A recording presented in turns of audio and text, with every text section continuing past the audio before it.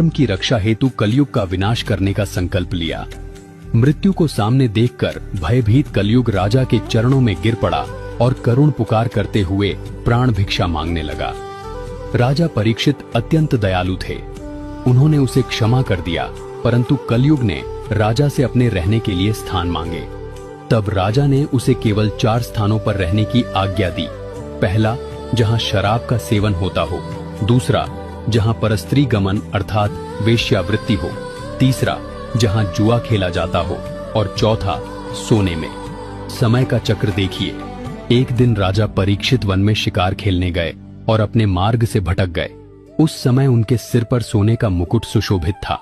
कलयुग को अवसर मिल गया और वह एक सूक्ष्म मक्खी का रूप धारण करके उसी स्वर्ण मुकुट पर बैठ गया। मार्ग खोजते हुए राजा एक आश्रम में पहुंचे। वहां एक ऋषि अपनी गहरी समाधि में लीन थे।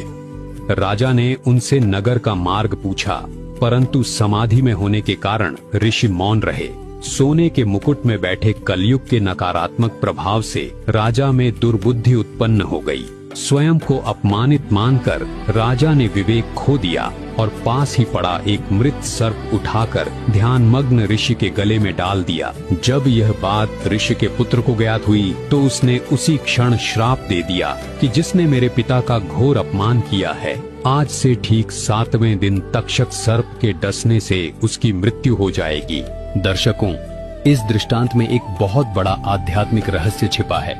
सोना केवल एक धातु या आभूषण नहीं है, यह कलयुग का वास स्थान है। जिसके शरीर पर या घर में सोने का वास होता है, वहां कलयुग अपनी नकारात्मक ऊर्जा, क्लेश और दुर्बुद्धि लेकर अवश्य प्रवेश करता है। यही हमारी मानसिक परेशानियों और पारमार्थिक पतन का कारण बनता है।